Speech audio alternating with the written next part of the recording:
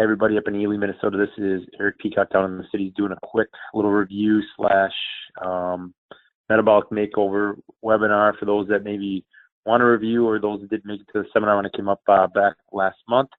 So I'm just going to run through a couple concepts here for your 24-day challenge that you guys are doing, and hopefully this will help you get some direction as to what you need to do to really have the best success possible with this program.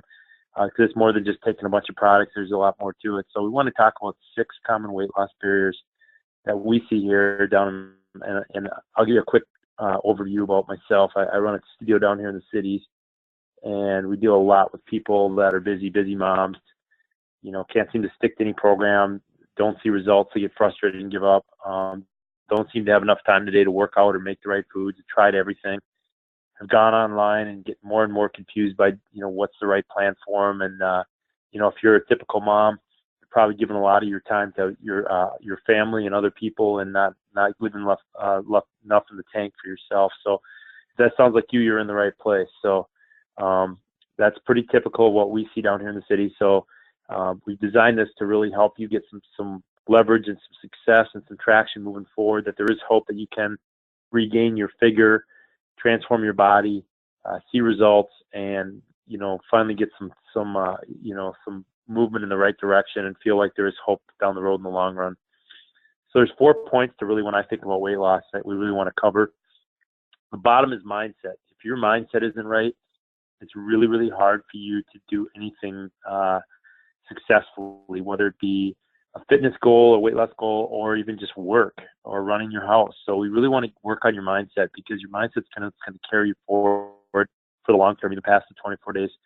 I would say nutrition is number 2, because nutrition is something you got to focus on throughout the day. And if you work out well and eat well, you could undo it all with one bad binge at night. So you really want to be focused on your nutrition. And it really, 70-80% of what you put in 70-80% of your results is going to come to what you put in your body. And a lot of people think they could just work out and they're going to get the results they want, and it just sadly isn't the case. It's not that easy. And nutrition is a little bit more complex than just training. And then we want to focus on strength training. Strength training is going to help you build your get your metabolism up much more so than cardio. But we will address cardio, because there's really 2 camps in cardio. Cardio, there's people that still do the old school, the long, slow distance cardio, like get on a treadmill and walk for hours, and there's the high intensity cardio camp. And really, it's a combination of 2 that's going to get you the best results.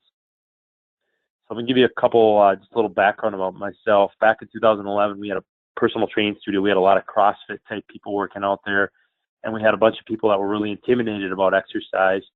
And a couple of my trainers did a lot of boot camps, trained a lot of really highly fit people, and then we had other people that weren't so fit and were coming in, and it didn't mix really well. But in 2011, those trainers left and took their clients, and they opened a CrossFit down the road. And at first, I was kind of angry because they took some of our clients, but then I got really, really clear on who I really wanted to help, and it was really about those people, that the busy moms and dads and grandpas and grandmas that really don't have a lot of experience around the gym, or maybe have gone to the gym and have fallen off, but really want that non-intimidating environment to really work with them and get results. So we got really clear, and I would say most of our clientele is the busy mom that just is stressed out, has put on the weight, from having kids and just a busy lifestyle, and like I said, putting everything else in, putting all their effort into other people's stuff and not really making time for themselves. So we really got clear, and that's what we really wanted to go after. And I also say my wife is one of these people. I live with a busy mom, and I watch how she operates, and I can kind of understand it. I'm not her, because I'm a guy, obviously, but I understand what it is about, trying to find time to do these things, and the fact that your family always comes first. But, I always kind of think, if you can get yourself feeling better and in a better physical position, you're going to be much, much better for your family. And so those are really my aha moments, is really working with busy moms. I've really enjoyed, because moms really have a lot to do with, they're such giving people, and you guys pretty much run the house and do all the dirty work. So this is just kind of a way in my mind of giving back, is trying to provide services that help those moms feel good about themselves again. And when they feel good about themselves and they feel better physically, it helps their families as well. So we're going to dive into the barriers real quick. Excuse me. Barrier number 1 is driving into the fitness fog over and over again. So what is the fitness fog? It means not really being clear on a few different things.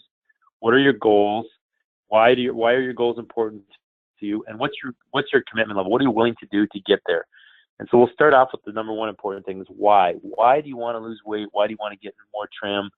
Why do you want to feel better? What does that do for you, rather than fit into your clothes? Why is fitting into your clothes important? What does it do for your life to get in better shape? I mean, what are you maybe not doing? And I've heard things that really are deep, like, I'm tired of laying on the couch when my kids come home and they want to go play, and I'm missing out on their childhood because they're too tired, physically out of shape to really have any energy to play with them. I've seen people that see what happened to their parents in front of them, or maybe a sibling, and they'd say, I don't want that for my life. I don't want that low quality of life, or I'm having all sorts of health problems, and I'm just not really living. I'm just existing. I don't know what that is for you, but it should be something that jogs some emotion in you and fires you up a little bit, and get that underlying why out, because that's what's going to get you into the gym in those cold, dark Minnesota winter days. That's what's going to make you say no to that nice looking dessert when you really know you shouldn't probably have it, but it looks really tempting. That why is what's going to be your power source. And then your goals need to be SMART goals. You got to define what your goals are. So make sure that they are specific, meaning, get to the point. Saying I want to get in shape or I want to get toned is not really specific. So, you got that crew up there, they can do body fat testing. So maybe it's a body fat percentage. Maybe it's a clothing size. Maybe it's being able to run a 5K. I don't know what it is, but you can decide what that is to you. What specifically would be getting in shape or getting toned? What would that mean to you if that was your goal? Measurable, and I just talked about that. It should be something we can track. We can't improve what we can't track. Attainable, meaning that it's got to be realistic. I'm 45 years old, and I'm not going to be an NFL linebacker, which I'd love to be, but that's not going to happen for me in my lifetime. So I have to be realistic of where I'm at in life and what I can accomplish with, not just physically where I'm at, but just, what are my other demands too as well. So, I had a client years ago, I'll use this example, who was over 300 pounds, struggled with weight her whole life. And she said she wanted to look like Janet Jackson when Janet Jackson was like super ultra fit.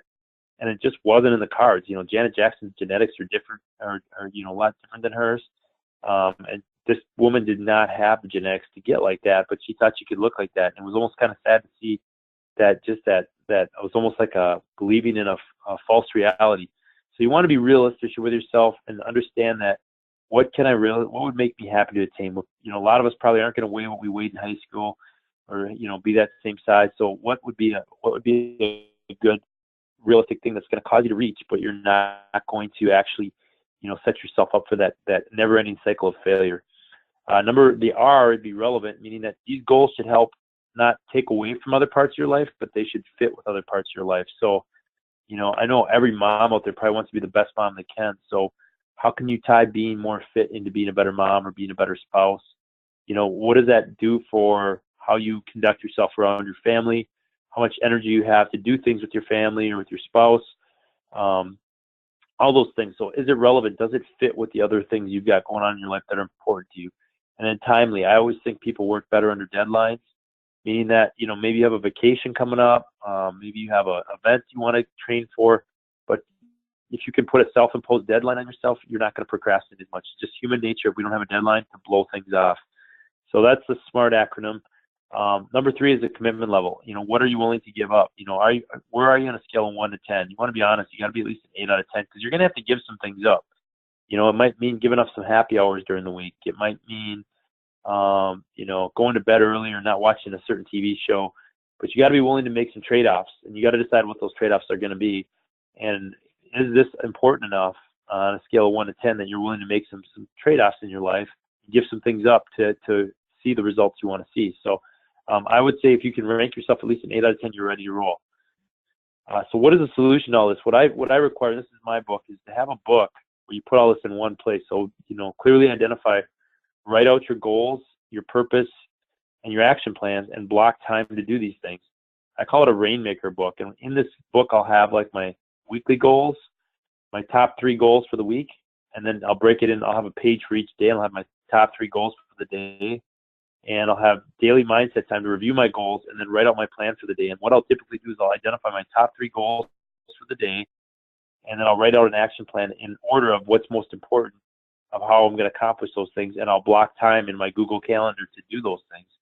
So this takes a little bit of effort to do this, to have some type of book to block this out.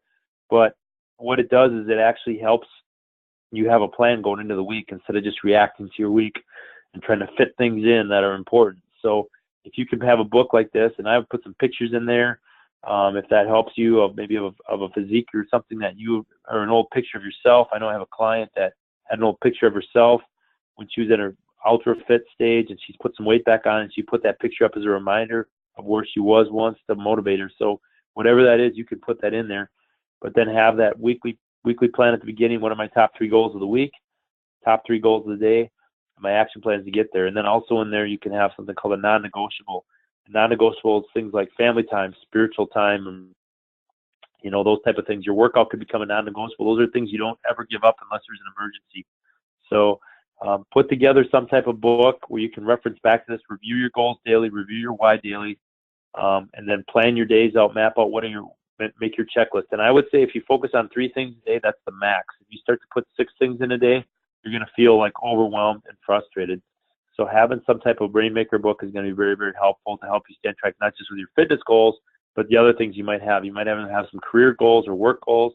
You might have some goals for house projects. You can put everything in here, and this becomes kind of like a Bible for, kind of driving things in your life towards success and towards completion. Because a lot of times we have about 10 different things undone. When we can focus on 2 or 3 at a time, we can start to make some progress.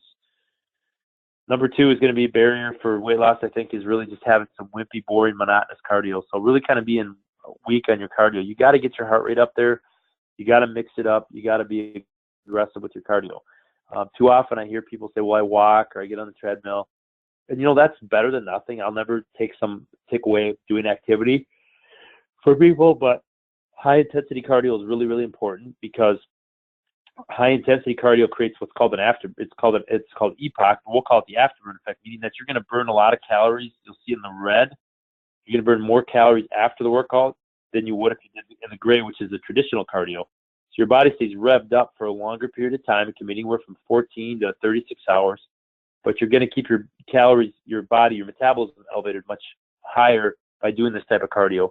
You're also going to stimulate certain hormones in the body, like human growth hormone and catecholamines, that help you to burn fat for fuel.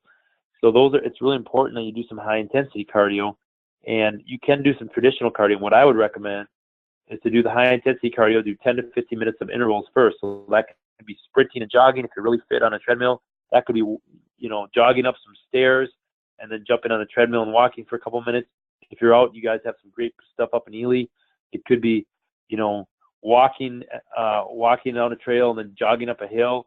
It could be mountain biking. It could be, if you're not as in shape, you could jump on an elliptical machine and then get off and do some jumping jacks as your intervals. But what you're doing is you're mixing in some higher intensity activity with some recovery periods. And typically it's going to be 1 for 1. So a minute of high intensity work, a minute recovery, a minute of high intensity work, a minute recovery. And you want to do that for about 10 to 15 minutes, and then do about 20 to 30 minutes of steady state work. So really your cardio session can be a total of 30, 35 minutes, and you can do both of these. And the reason why we do the steady state work at the end, the old traditional moderate cardio, is when we do the high intensity cardio, we will actually pull fatty acids into the bloodstream, and sometimes they can get reabsorbed if we don't do some lower intensity cardio, which kind of burns off any excess fatty acids that are hanging out in the bloodstream. So really a combination of the two, that's really the best I would recommend. And doing this twice a week. If you can do this twice a week, that's going to be plenty to just stimulate the metabolism and help you burn a little bit more fat and crank up those fat-burning hormones. Number 3 is inconsistent nutrition. We're going to hang out here for a while because this is probably one of the biggest topics. It's a lot of times I don't see people that eat bad every day, but they eat inconsistently enough to keep themselves stuck in neutral, where they never get any control or any progress going forward. So number 1, we want to deal with blood sugar spikes. So when we eat not just sugar, and I'm talking about sugar like we put in, a lot of foods like cereals, yogurts, like the refined sugar, those type of things. You see the fake sugar, and then I'm also talking about processed carbs, things that come out of boxes, things that are instant, things that cook quick or grab and go type things. A lot of these things break down just like sugar in your body. And when they do it, it's kind of like a big roller coaster. It's going to raise up your blood sugar really high, and then like a roller coaster, it's come crashing down on the other end. Because what your body does is it releases a lot of the hormone insulin. And when you release a lot of insulin into the body, it kind of jams all those extra carbohydrates into extra storage because there's just not enough room in the muscle cell for all those carbohydrates. And what that does is that creates extra storage around the midsection, which we call insulin resistance or metabolic syndrome. It has a lot of different names. But basically what your body does is it just takes, much like if you were going to pour water over a sponge that's already soaked, that sponge is going to drip extra water off of it.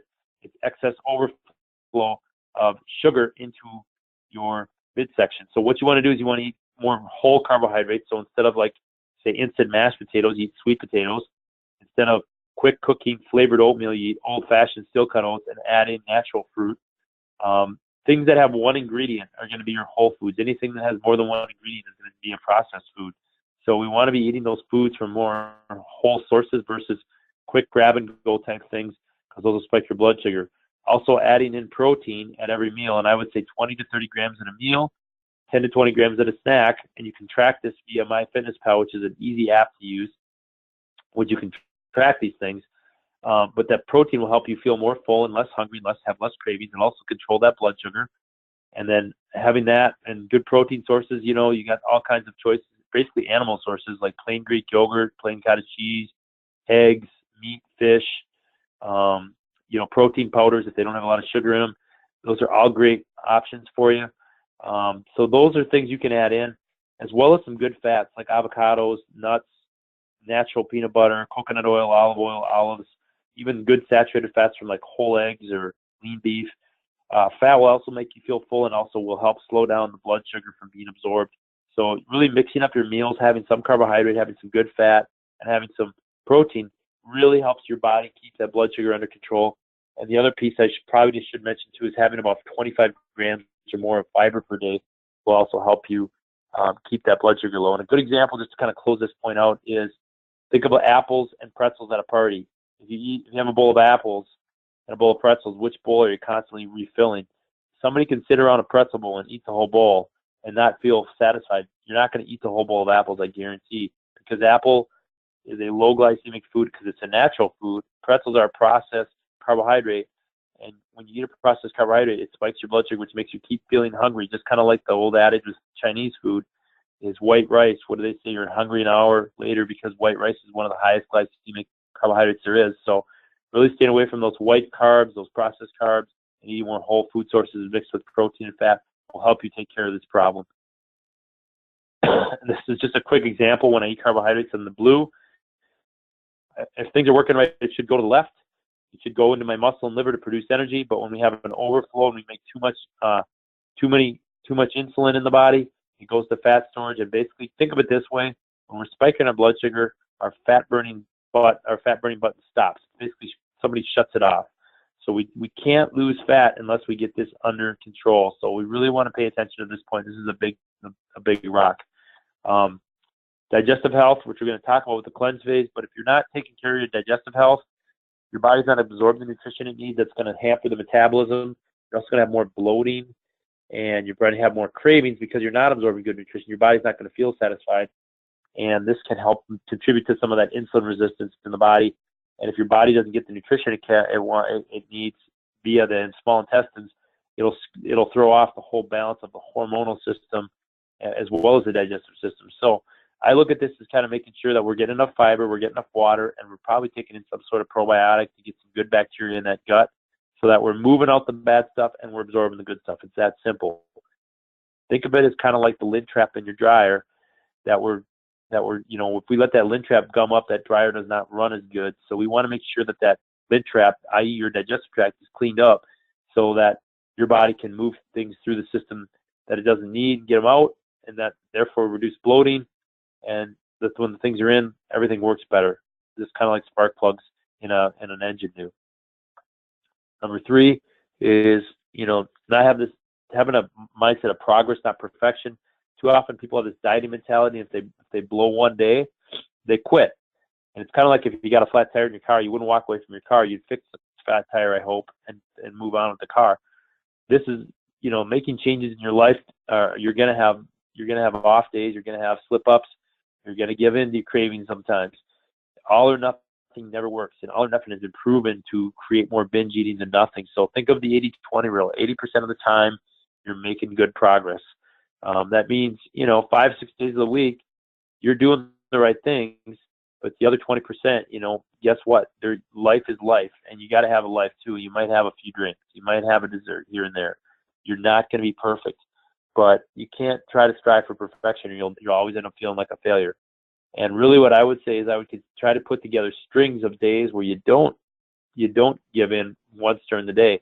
Going back to the blood sugar spiking, what happens a lot of times is people allow themselves that one treat every day, and they spike their blood sugar one time out of the day, and that throws them off for the rest of the day. Even though their calories are good, their blood sugar's off, their hormones are off, and it keeps their hormonal system enough off balance where they can never make progress. So, what we kind of recommend is having one day out of the week be free day. A lot of times it's Saturday. Go out with your spouse or your significant other or your friends, have a few drinks, have a good dinner, call it a night, get back on track on Sunday. That's just an example of what we kind of preach, is just having that free day. The other 5, 6 days out of the week in a row that you're really trying to stay on top of your eating and do a good job with it. But having that, maybe starting out with Monday through Fridays, really staying on top of it for Saturday and Sunday, and then eventually trying to really wean off to that weekend, try to get that weekend tightened up a little bit more. But all or nothing never works, and give yourself a little bit of wiggle room, knowing that this is hard. If this was easy, our nation wouldn't be 70% overweight, and there wouldn't be any need for people like myself. So, we always tell people just to kind of think about it as 2 steps forward, 1 step back. You're going to have some of those times where it's 1 step back, you miss a workout, you give into a dessert, you drink too much alcohol, whatever it is, fill in the blank, it's going to happen. So allow it as part of the journey, because this is a lifelong journey. And that step, I think, is core supplementation. So we recommend certain supplements like a good multivitamin, omega and omega. You need Omegaplex in the 24-day challenge. These things actually help improve your insulin resistance or insulin sensitivity, meaning that your body's ability to process carbohydrates and put them where they should be, like you saw in that diagram. It also reduces inflammation in the body. When inflammation is low, it's easier to burn fat. When you have high inflammation, you're typically going to have more of the stress hormone cortisol, which is going to take sugar from the muscles, break the muscles down from sugar, and break the muscles down into sugar. And that's like throwing sugar in your bloodstream. So it's almost in a sense kind of like drinking a bunch of pop or eating a jelly donut, because you're going to have so much sugar in your bloodstream from your muscles because you have that high stress hormone because of the inflammation. So these will help reduce inflammation in your body. They also help your metabolic processes work better. Kind of like I said about the digestive tract, these are another form of spark plugs. But I would say good multivitamin, omegas, omega-3 fish oils are going to help, really kind of support that good eating that you're doing and make sure you've got everything in the optimal amounts. So real important to do that piece as well to really round out your nutrition program.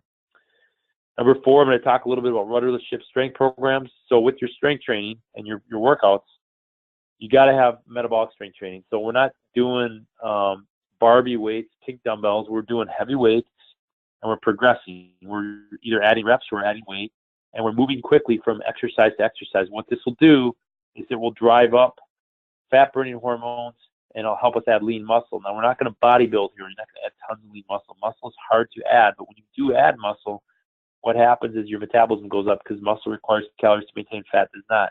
And traditional strength programs like bodybuilding or powerlifting programs are not going to be good for what your goals are. But if we're moving through circuits without a lot of rest, we're going to keep or add to our lean muscle mass, so we're not losing it along with our fat, which we won't get that skinny fat look. But we're also going to drive up testosterone, growth hormone, catecholamines. These are going to help us add muscle and lose fat. And then what I would do is I would keep a training journal of some sort and make sure that every workout you're improving either reps or weight or doing something above and beyond what you did the workout before. That's the problem with a lot of times people go to the gym, they don't track their workouts, so they do the same weight, the same reps over and over again, and they expect a different result. So you should be tracking your workouts. And one of the things I like to use is progressive overload. So we'll use sometimes a rep range of 8 to 12 reps. So week 1, let's use the bench press, for example. Somebody might bench 50 pounds for 3 sets of 8. And then week 2, they might go 50 pounds for 3 sets of 10. We've added 2 reps. Week 3, they do 50 pounds, 3 sets of 12. And then week 4, they go 60 pounds, but now we drop the reps back down to 8 to 10 reps because we've increased the weight. We'll drop the reps back down to 8, or if they can push it to 10. But we're always trying to either improve reps or weight and trying to make progressions built into the workout. Or we might, instead of we did 3 rounds in week 1, 4 rounds in week 2, 5 rounds in week 3. So we're always making the challenge to the body just a little bit harder each time, and that keeps the body adapting and changing. If we don't change it up, we're not going to see results, because really exercise is a form of stress, and if our body will adapt fairly quickly to it. So we have to make sure that we're adding more, I'll just put this in quotation, stress, because this will help our body to continue to adapt versus plateau out. Number 5, this is where people really don't like me. They call it, I don't want to be a buzzkill, no pun intended, but frequent alcohol consumption. Alcohol is really bad, right up there with, I would say, public enemy number 2, right behind sugar and processed carbs. But the problem with alcohol is it does a few things. It'll actually create a hormonal and chemical environment in the body more conducive to fat gain than fat loss.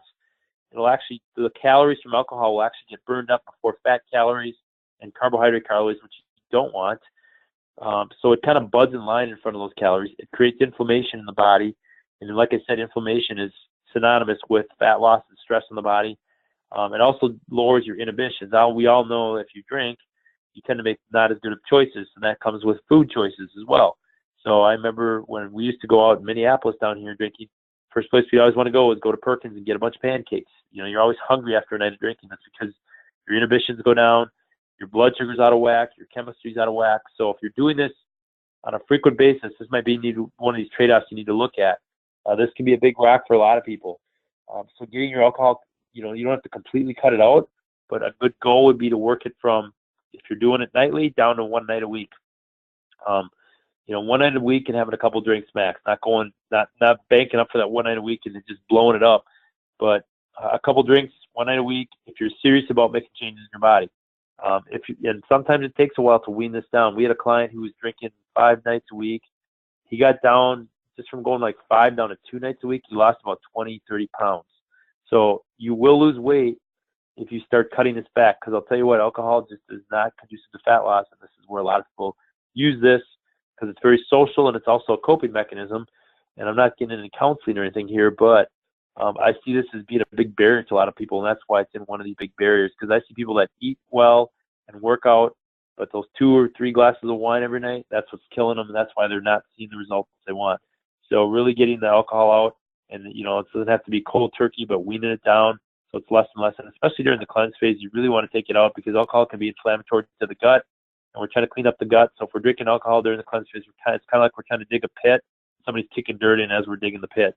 So it's just kind of spinning your wheels. So really look at this one as if this is one that that maybe even if you're doing 2-3 nights a week, is really getting it down. During the cleanse phase, go 10 days. And then when you get into phase 2, keep it into 1 day a week.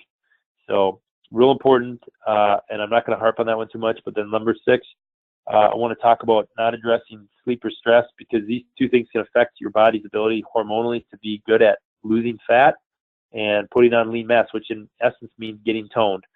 So if I'm constantly stressed, my body doesn't know the difference. If I'm under chronic stress, I have 2 parts of my nervous system: the autonomic of the autonomic nervous system, the sympathetic and the parasympathetic. There, I got it. The sympathetic is our fight or flight system. It doesn't know if we're running from a bear or if we're attacking somebody who might be going after one of our kids. It doesn't know. It's that immediate. Your body needs immediate energy to deal with the situation that it deems as stressful. And what it does is it raises the hormone cortisol, which is going to take from the muscles, break them down into sugar, and that's because you need immediate energy. So it's going to go right in there and break down, put sugar in there, because it thinks you need that instant energy. Now, this is designed to be short term, but in American life, it's chronic for a lot of people who are in this all day. They're rushing from appointment to appointment. They've overscheduled themselves, and their body's constantly releasing cortisol because they're in this chronically stressed out state.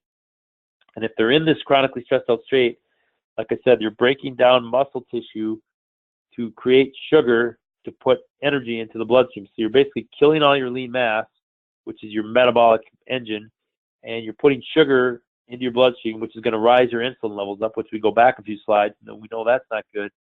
And if we're in this chronic stress, this is where we're going to put on a lot of belly fat. And so we got to find ways to deal with our stress. And there has to be some coping strategies in place. So one of the big things I talked about is a Rainmaker book, is going back to that. These kind of feed into each other, is mapping out your week and having a time management plan. and building in what I call buffer time in there. So these are like hours where you don't really plan anything specific, but they're catch-up hours. So you have time. You're not over scheduling yourself, but you have buffer time built in, and you're giving yourself a little bit of time margin, and only focusing on 2 or 3 things every day versus trying to focus on 6 or 7. Now this takes a while to get here, but having a time management plan will make you less stressed.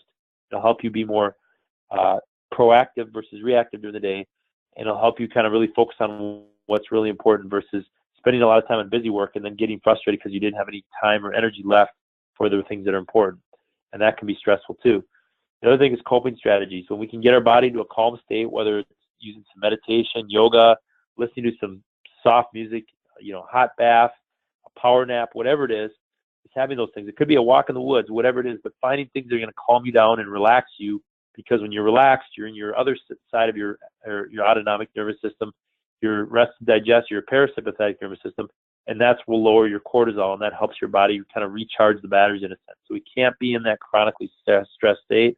So you really want to find some strategies to deal with your stress. The other thing I want to address is sleep.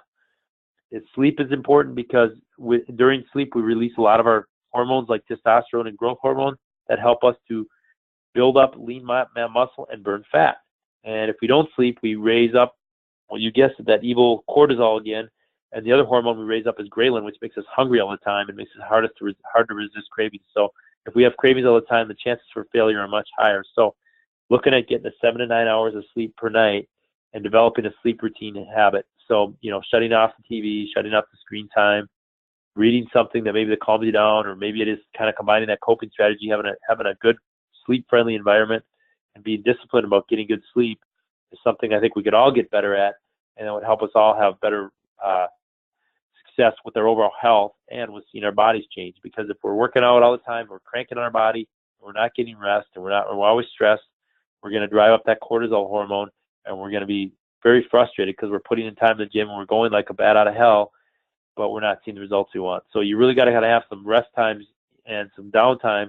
It's kind of like yin and yang. You got to couple that with the intense workouts as well. So moving forward, we're going to talk about how fitness really is. Like I said, 2 steps forward, 1 step back, and that is part of the deal. Is that you are going to have some setbacks, but taking a step with this 24-day challenge hopefully will get you moving in the right direction. And like I said, if you have a day where you quote unquote blow it, no, that's part of the journey. So cut yourself some slack. At least you're trying to do something about it, and don't strive for. And like I said, I'm going to say it again: progress, not perfection. And so here's a couple of people that worked with us. This is Sherry. She had some neck injuries, had a lot of injuries, had put on weight from being inactive and injured. Did the metabolic strength training, did our 24-day challenge, and this is the results she got. She lost about 25 pounds. I think she actually got over 30 when we were done working with her. But this was just from doing metabolic strength training 3 days a week and being active on her off days, doing house projects, not even doing a lot of cardio, so to speak, but they like to hike and do active things as a family, and she had some great results. Tracy was actually my manager. She was a runner for many years. She had run and done a lot of endurance activities, could not lose weight, wasn't doing really any strength training and wasn't paying attention to her nutrition, just thought she could run away, but she wasn't looking the way she wanted to, but she ended up dropping about 25 pounds. She started with this 24-day challenge, added in some more metabolic strength training, improved her running times, and that's by running less and balancing out her routine. So she was definitely a great success story, so much so that she decided she wanted to work for us. Alicia was a busy mom, was injured her back, home with the kids.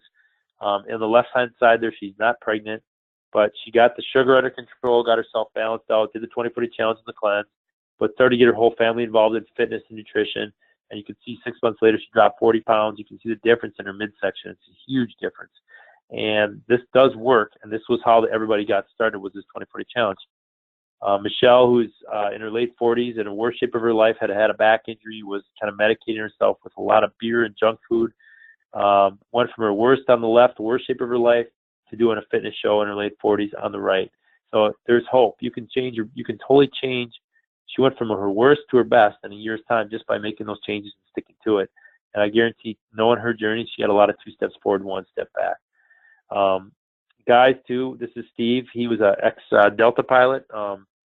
He was doing some freelance training in his retirement and was doing it late at night and was going to Burger King late at night, got in some bad habits, put on 50 pounds of fat. thought he was going to have to quit skiing out west and doing active things he enjoyed with his family. Got on the 24-day challenge and lost over 50 pounds of fat, regained his athleticism, had his best ski trip year ever after he thought he was going to have to quit the year before.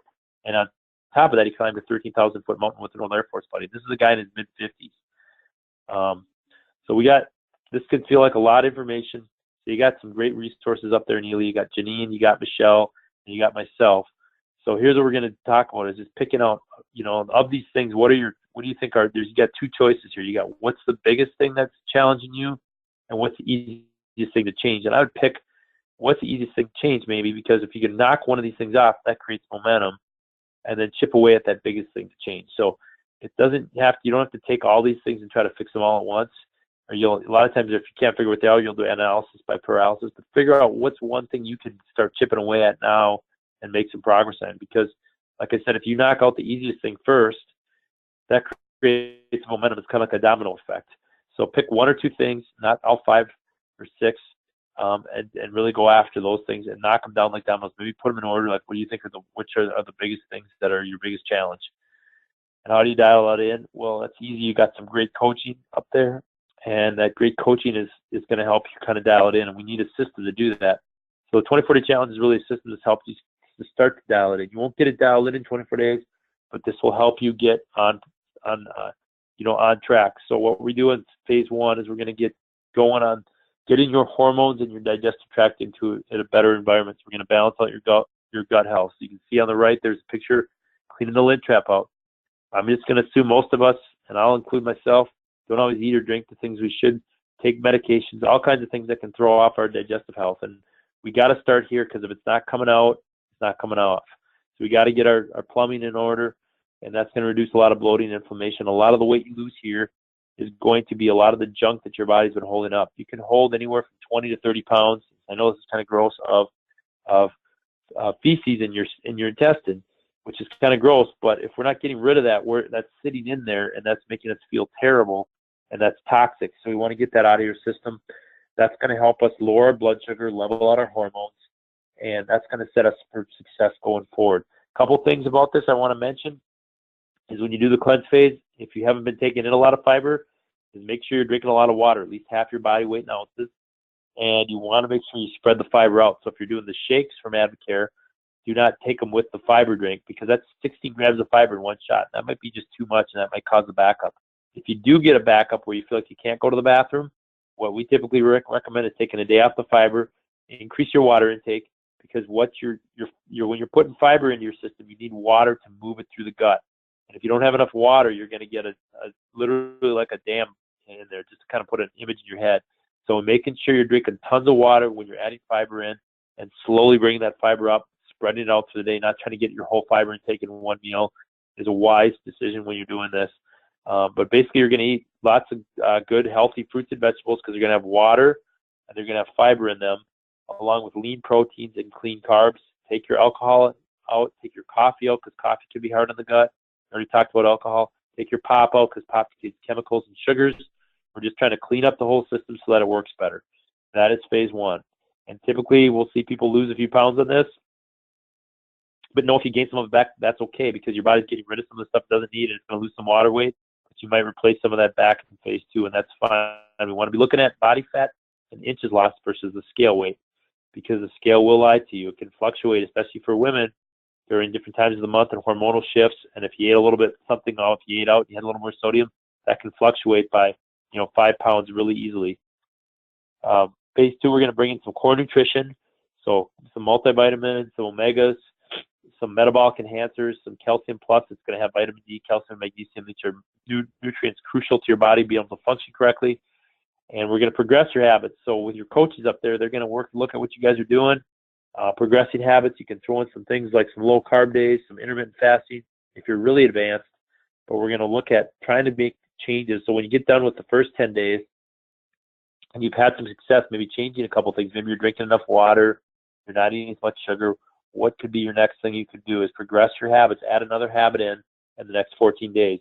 And that might be not eating so much at night. That could be making sure that I'm eating enough protein at every meal. But start to build these habits in, and get your body into a rhythm. When I say get into a rhythm, try to eat around the same times a day, and generally similar things around the same times a day, because your body will get into a rhythm. If you're always eating at different times of day and you're never getting your body into a rhythm, your metabolism just won't work as good. It's kind of like when you get up at a certain time of day, you don't need an alarm clock after a while, your body just wakes up. Your metabolism will start to do the same thing. And this phase is really when we turn up the dial on the metabolism, because now that we've cleaned up the metabolic machinery, we can kind of rev it up in a sense. So you combine this with some good exercise, some good high-intensity exercise 2 to 4 times a week, you're going to start to get your metabolism back. And you're going to start to get the hormones, the fat-burning hormones are going to start to dominate over the fat-storing hormones. So that's a few little things on the lifestyle phase. And you got some great coaches up there, but this webinar was to help you guys get going. I wish you guys and Ely all the luck. If you guys need specific questions, make sure to reach out to Michelle or Janine, and if they can't answer the question, I will be more than happy to. They can reach out to me, but I will probably be back up there again. But hopefully this webinar was a good helper as you guys get into this group challenge. I'm looking forward to hearing some awesome results. So have a great night, and we will talk to you later.